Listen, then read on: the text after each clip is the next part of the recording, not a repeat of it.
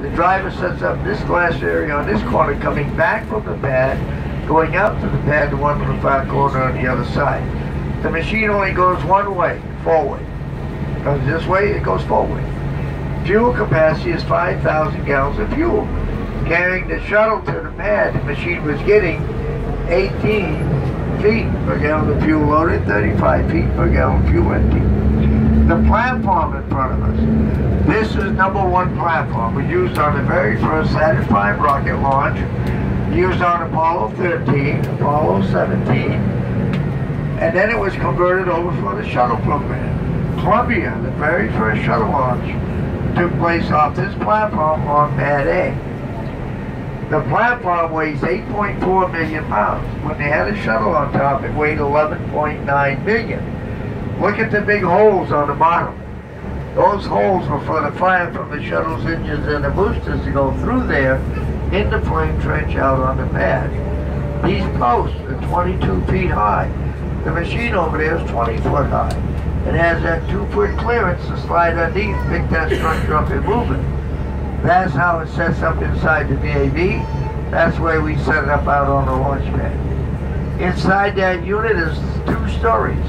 There's 38 rooms in there, all full of electronic equipment. When that was out on the launch pad, everything would connect from the shuttle through that platform all the way back to the Launch Control Center 3.5 miles away. In front of us is a brand new platform and tower. It was built for the Constellation program, the Ares 1. President Obama scrubbed the program. NASA says, what do we do with it? We finish it or do we scrap it? So they decided to finish it. The hole for the fire to go down through had to be enlarged to accommodate the main rocket and the 2 boosters. They've taken all the computers out. They're replacing them because everything now is going to fiber optics. The tower has to have 5 swing arms up there for the fuel lines, the electrical lines, and the white room. That has to be done. They can tell us that within the next 7 months, this platform should be ready. They go in the building to receive the new rocket coming in from New Orleans. The first test flight off this platform and tower should be the end of next year, which they're hoping everything is ready to go by then. And then by 2020 they want to go to the moon, and 2030 go to Mars. We're going to be off this platform and tower over on Pad B. Not here, not right here, out on the launch pad, Pad B. The 2 bays on this side of the building is Bay 1 and Bay 3. Bay 3 is the closest one to us. That's where that platform and tower will go, in that bay. That's where they're going to stack the rocket and the boosters. And then it will be taken out to the launch pad.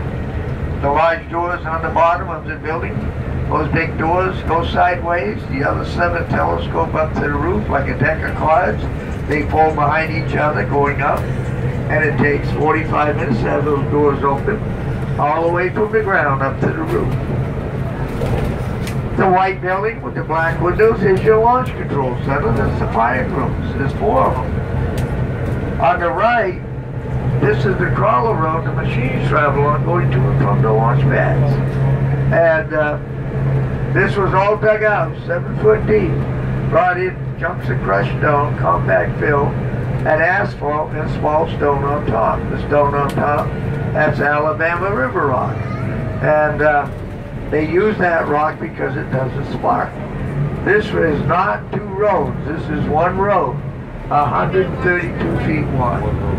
And that machine straddles the grass going out to the pad. Come out that way to the launch pad. Over to the right, that's the press area where the news people all come for the launches. Closest point to the pad, the day of launches. We are now approaching Launch Pad 39A.